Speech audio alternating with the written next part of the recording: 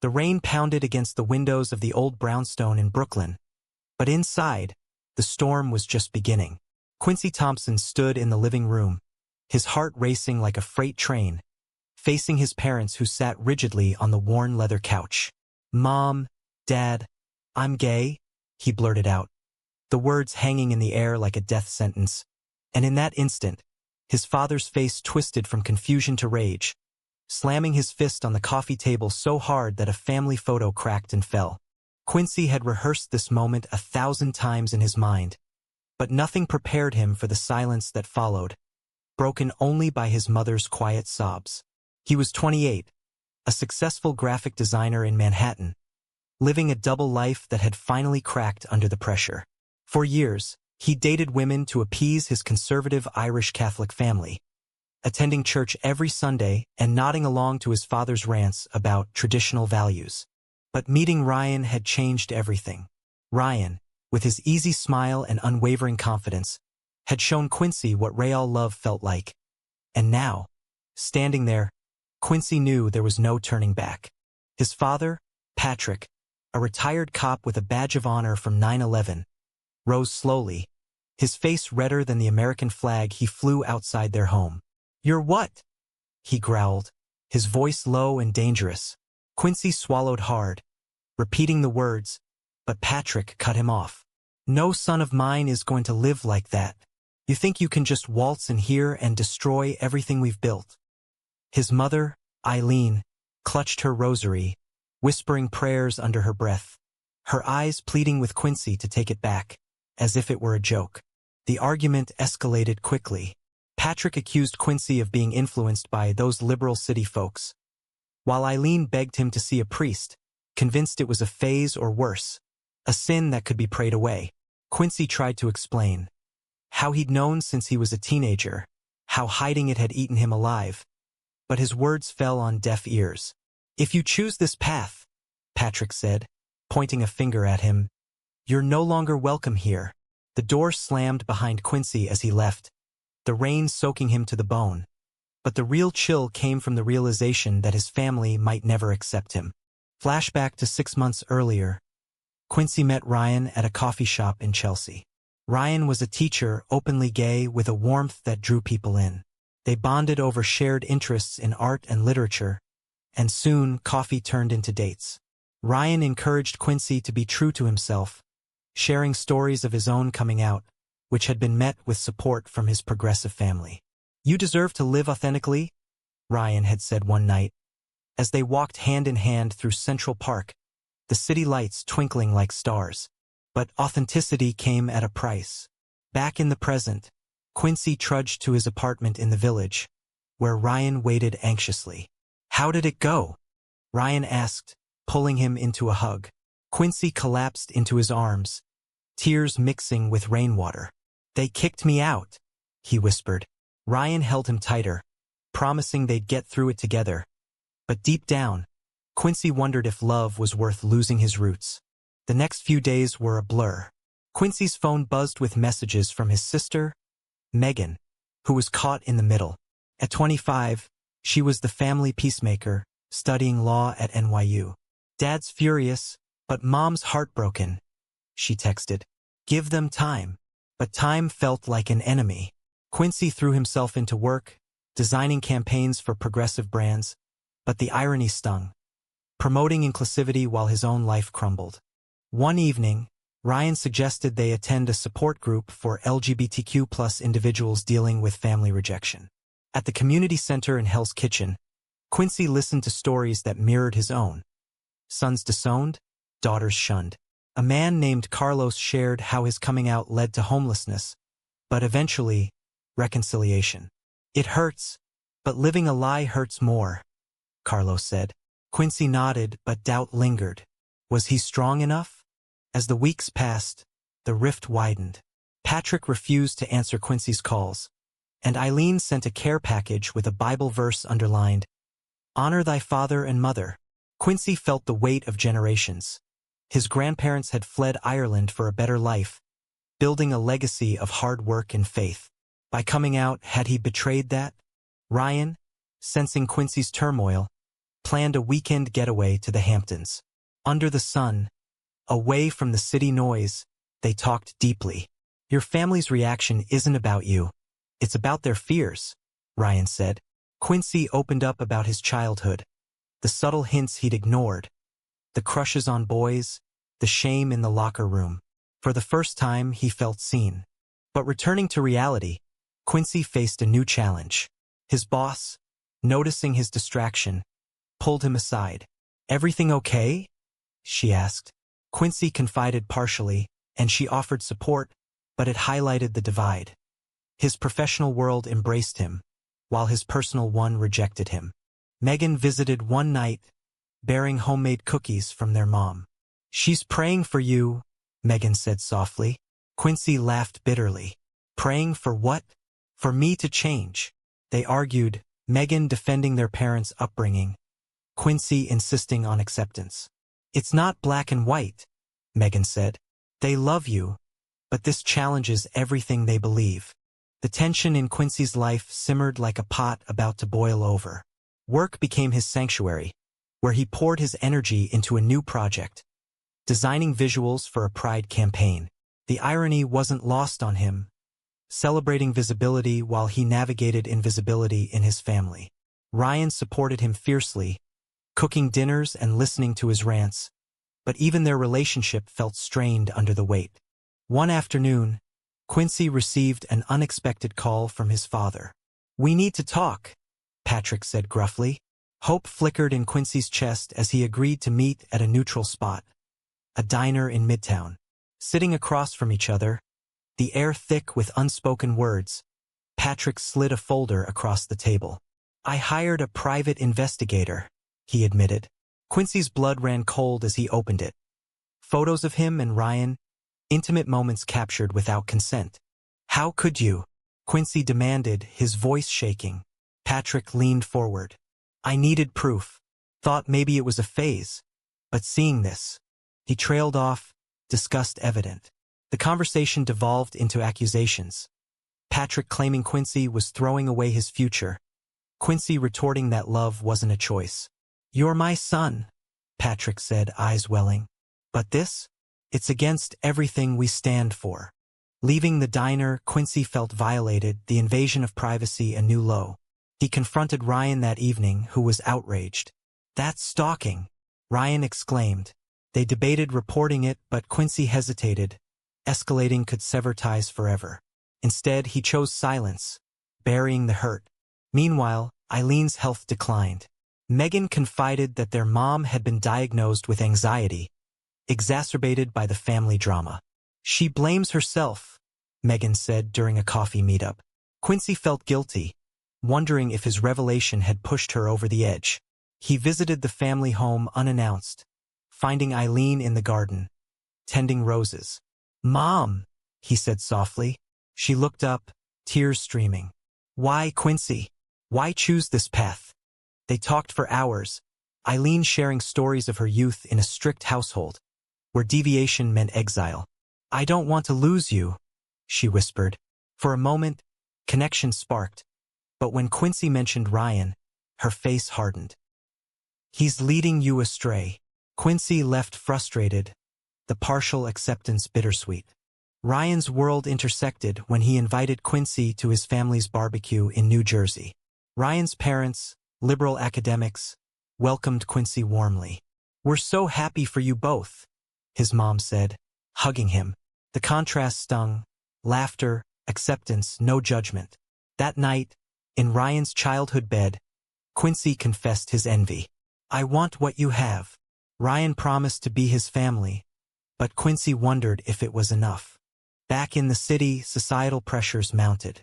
At a work event, a colleague made a homophobic joke, and Quincy called him out, earning applause but also whispers. It reminded him of the broader fight, discrimination in housing, jobs, even healthcare. He joined an advocacy group, channeling anger into action, but it distanced him from his roots. A turning point came when Patrick suffered a minor heart scare. Rushing to the hospital, Quincy found his family gathered. Patrick, pale in the bed, looked at him. "Glad you're here, son." No mention of the elephant in the room, but it was progress. Eileen squeezed his hand. For a brief moment, hope bloomed. But discharge day brought reality. Patrick grumbled about lifestyle choices affecting health. Quincy snapped, "My love isn't a choice, Dad. Your stress is from refusing to accept me." The family erupted, Megan mediating, Eileen crying. Quincy stormed out, regretting the outburst but standing firm. Ryan noticed Quincy's withdrawal. "You're pulling away," he said one night. Quincy admitted the toll. Constant battles eroding his spirit. They argued, Ryan pushing for boundaries, Quincy torn between love and blood. "I can't abandon them," Quincy said. Ryan nodded, but hurt flashed in his eyes. As the months dragged, Quincy faced a moral dilemma. His cousin's wedding approached, and he was invited without Ryan. "Family only," the note read subtly. Attending alone felt like betrayal. Bringing Ryan risked chaos. He chose the latter, notifying Megan. "This could blow up," she warned. At the wedding in upstate New York, heads turned as Quincy introduced Ryan as his partner. Whispers spread, aunts clutching pearls. Patrick avoided them, but during the reception, a drunk uncle confronted Quincy. "You're disgusting," he slurred. Ryan defended him, but the scene escalated, ending with them leaving early. The fallout was swift. Calls from relatives condemned Quincy, labeling him selfish. Eileen pleaded for discretion. "Think of the children." Quincy realized the depth of prejudice, not just from family but society at large. In therapy, which Ryan insisted on, Quincy unpacked layers. Internalized homophobia, fear of abandonment. "You're worthy of love," the therapist said. Slowly, Quincy rebuilt, but cracks showed in his relationship. Ryan, patient but human, felt like a casualty in the war. The wedding incident rippled through Quincy's life like a stone in a pond, widening the chasm. Social media buzzed with family gossip, cousins unfriending him, passive-aggressive posts about family values. Quincy deleted his accounts, seeking solace in anonymity, but isolation crept in. Ryan suggested a couple's retreat in the Catskills, a chance to reconnect. Amid hikes and workshops, they bared souls. Ryan shared his own scars, bullying in school, a brief period of self-doubt. "But I chose me," he said. Quincy envied that resolve, admitting his family's hold. "They're my foundation." The retreat strengthened their bond, but returning home, reality intruded. Patrick called, voice strained. "Your mother's in the hospital." Panic surged as Quincy rushed to Brooklyn Hospital.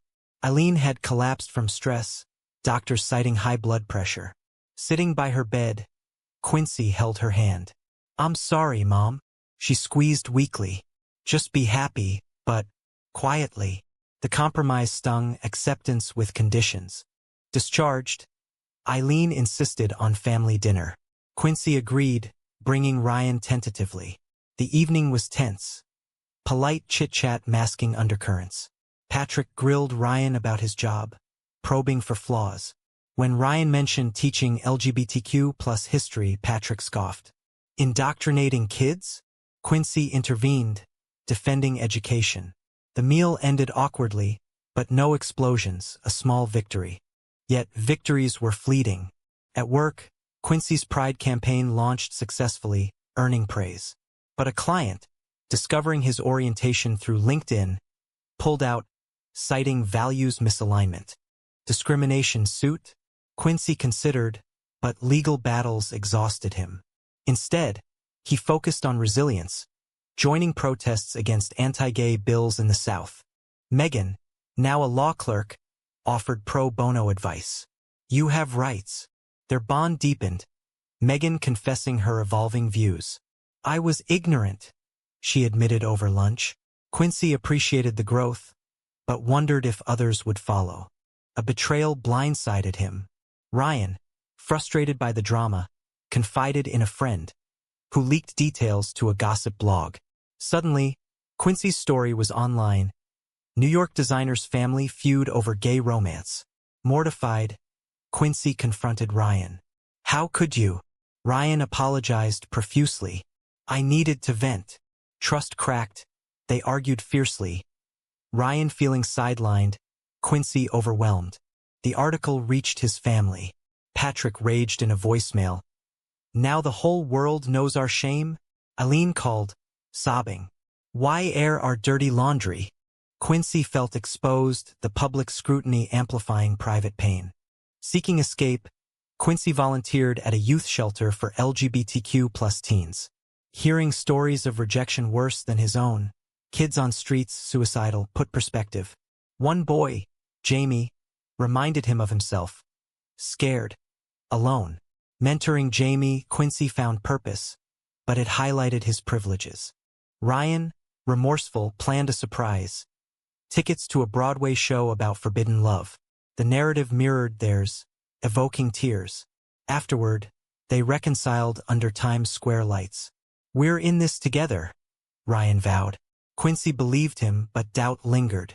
Family dynamics shifted when Patrick attended a PFLAG meeting secretly. Megan dragged him, hoping for change. He returned conflicted, admitting to Quincy over coffee. I don't understand, but I don't want to lose you. Progress, albeit slow. But Mouth Wan Dao Duc arose. Quincy's firm offered a promotion, relocating to San Francisco. Opportunity of a lifetime, but leaving meant abandoning reconciliation efforts. Ryan was excited. Fresh start. Quincy agonized. Career versus family. Discussing with Megan, she urged him to go. They'll come around. But Eileen pleaded against it. Don't run away. Torn, Quincy weighed the costs, professional growth versus emotional ties. A climactic confrontation ensued. At a family gathering for Eileen's birthday, tensions boiled. Patrick, after a few drinks, challenged Quincy. If you move, you're choosing him over us. Quincy exploded. I've chosen myself. Silence fell, then apologies, but damage done. Ryan supported the move, but Quincy sensed resentment. Ryan's life uprooted too. Is this what you want? Ryan asked. Quincy nodded, but uncertainty gnawed. The move to San Francisco was a whirlwind. Quincy accepted the promotion, packing boxes with mixed emotions. Ryan quit his teaching job, securing a new one in the Bay Area. Adventure awaits, Ryan said optimistically. But Quincy felt the pull of New York like gravity. Saying goodbye was gut-wrenching. At the airport, Megan hugged him tightly. Call often. Eileen, teary, slipped him a St. Christopher medal. For protection. Patrick shook his hand stiffly. Take care, son. No hugs, but no harsh words. A fragile truce. In SF, the city buzzed with freedom. Their apartment overlooked the Golden Gate, symbolizing new beginnings. Quincy thrived at work, leading diverse teams. Ryan adapted, teaching at a progressive school. They explored, hiking in Muir Woods, pride parades in the Castro, building a life unencumbered by judgment. But distance bred disconnection. Calls home grew sparse, conversations surface level. Eileen shared health updates. Patrick grumbled about politics. Quincy missed the familiarity, the accents, the chaos. A crisis pulled him back. Megan's engagement. She called excitedly. You're my best man, well person. Quincy flew home, Ryan in tow. The visit was awkward. Relatives polite but distant. At the engagement party, an aunt cornered Quincy. So, when are you settling down properly? He smiled tightly, deflecting. Patrick pulled him aside. I've been thinking. Maybe I was wrong. Stunned, Quincy listened as his father admitted attending therapy. It's hard, but I'm trying. Tears welled. Reconciliation seemed possible. But betrayal struck again. Ryan, feeling neglected amid family focus, flirted with a colleague. Quincy discovered texts innocent, but hurtful. What is this? He demanded. Ryan confessed loneliness. You're always thinking about them. The argument escalated, exposing cracks. Quincy's divided loyalties straining their bond. Back in SF, they sought counseling. Communication is key, the therapist said. They worked through it, but trust mended slowly. Societal issues intruded. A hate crime in the news, a gay couple attacked, shook Quincy. He organized a vigil, channeling fear into activism. Ryan joined, their shared purpose reigniting sparks. Family progress halted when Patrick relapsed into old views, influenced by church friends. A heated call, "I saw your protest online. You're pushing an agenda." Quincy hung up, disheartened. Eileen's condition worsened, depression setting in. Megan blamed the family split. "Come visit more." Quincy felt guilty, questioning the move. A moral quandary arose. Ryan proposed. On a foggy evening at Land's End, ring in hand. "Marry me." Joy surged, but hesitation followed. Marriage meant permanence, potentially alienating family further. Quincy confided in Jamie, now a mentee via video calls. "Follow your heart," Jamie advised. But heart conflicted with duty. Accepting, Quincy planned a small ceremony. Inviting family was risky. Megan accepted enthusiastically. Eileen tentatively. Patrick declined. "I can't condone it." The wedding day was bittersweet. Friends, Ryan's family, but absences glaring. Vows exchanged, Quincy felt complete yet hollow. Post-honeymoon reality hit. Work demanded more. Ryan felt secondary. Arguments frequent. "You're married to your past," Ryan accused. A shocking revelation. Patrick had a secret. Megan uncovered old letters. Patrick's brother, disowned for being gay decades ago. "Uncle Sean," Megan said. "Dad never mentioned him." Confronting Patrick, Quincy learned the truth. Sean died alone. Regret haunting Patrick. "I failed him," Patrick admitted, breaking down. This explained his resistance, fear of history repeating. Empathy bloomed, but anger too. "You could have told me." Patrick nodded. "I was ashamed." The disclosure shifted dynamics. Patrick sought forgiveness, attending a family therapy session via Zoom. Progress painful but real. Yet personal costs mounted. Ryan, tired of the drama, issued an ultimatum. "Choose us or them." Quincy recoiled. "It's not that simple." The ultimatum hung like a sword. Quincy paced their SF apartment, Ryan watching expectantly. "I love you," Quincy said. "But family is blood." Ryan's face fell. "And I'm what? Disposable?" They talked through the night, unpacking resentments. Ryan's sacrifices, Quincy's indecision. In the end, they agreed to space, Ryan staying with a friend. Alone, Quincy reflected on the journey. From hidden love to fractured bonds. Was happiness worth the wreckage? Flying home for Thanksgiving, Quincy hoped for healing. The table was set traditionally, but atmosphere charged. Patrick greeted him warmly, a first. Over turkey, they discussed Uncle Sean. "I regret cutting him off," Patrick confessed. Eileen nodded. "We all make mistakes." Quincy shared his marital strife. Ryan left temporarily. Sympathy surprised him. Megan suggested, "Bring him next time." Progress but slow. Back in SF, Quincy reconciled with Ryan. "We need balance." They established boundaries. Family visits limited, couple time prioritized. But society threw curveballs. A Supreme Court ruling threatened gay rights, sparking nationwide protests. Quincy marched in SF, Ryan by his side. The fight reminded them of stakes beyond personal drama. Family acceptance grew. Patrick visited SF, awkward but willing. Touring the city, he saw Quincy's life. Happy, productive. At dinner, Patrick apologized fully. "I was wrong. Love is love." Tears flowed. Forgiveness granted. Eileen followed, bonding over cooking. "I'm proud of you," she said. Quincy felt whole. Yet, twists emerged. Ryan's job offered a transfer to NYC. Irony. Now Ryan pulled toward Quincy's past. "It's a great opportunity," Ryan said. Quincy supported, but feared regression. They moved back, settling in Brooklyn near family. Proximity tested limits. Dinners became regular, but tensions simmered. Patrick's occasional slips, Eileen's subtle judgments. A deeper conflict. Quincy discovered Ryan's ongoing contact with the flirted colleague. "Just friends," Ryan insisted, but doubt seeded. Trust eroded, arguments intensifying. Megan's wedding approached, amplifying stress. As best man, Quincy navigated family dynamics. Ryan as +1 caused whispers, but Patrick defended, "He's family now." The ceremony was beautiful, but reception brought drama. A relative confronted Patrick. "How can you accept this?"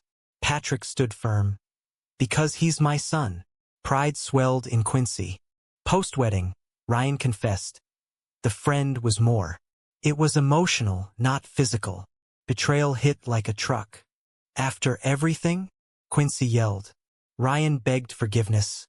"I was lonely." Devastated, Quincy sought solace from family. Patrick listened. "Relationships are hard. Fight if it's worth it." Eileen advised prayer, but Quincy chose introspection. The Mouthwan Dao Duk peaked.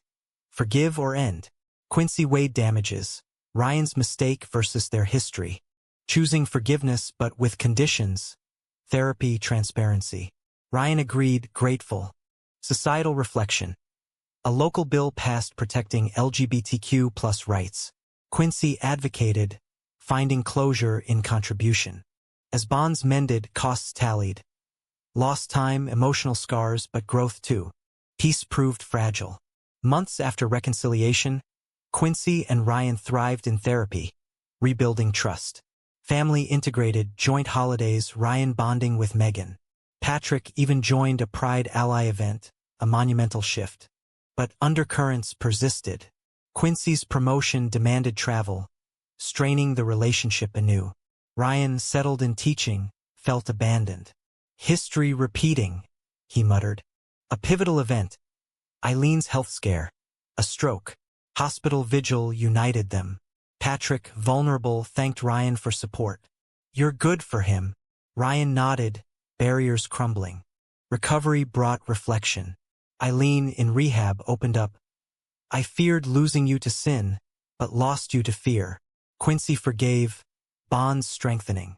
Yet personal turmoil brewed. Quincy uncovered Ryan's full betrayal, a brief affair. "It meant nothing," Ryan claimed. Rage consumed Quincy. "It means everything." The confrontation was raw. "I've sacrificed family for you," Quincy shouted. Ryan countered. "And I've endured their rejection." They separated, Quincy crashing at Megan's. Alone, Quincy questioned choices. Coming out, the move, forgiveness. Had he lost himself? Friends advised, love requires risk, but pain overwhelmed.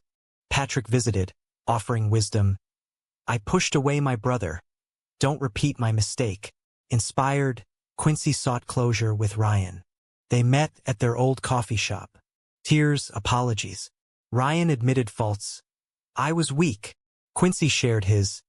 "I prioritized family too much." Deciding to end amicably, recognizing growth but incompatibility. "We changed each other for the better," Quincy said. Post-breakup, Quincy focused on self. Therapy, hobbies, advocacy. Family supported unconditionally now. A new chapter. Quincy met Liam at a support group. Similar stories, mutual understanding. Cautious romance bloomed, free of past burdens. Reflecting, Quincy realized the journey's worth. Authenticity over conformity. Years later, at Megan's baby's christening, harmony reigned. Patrick toasted, "To family, in all forms." Quincy, with Liam, felt complete. But the path's costs, heartbreak, betrayals lingered. Was the freedom worth the pain?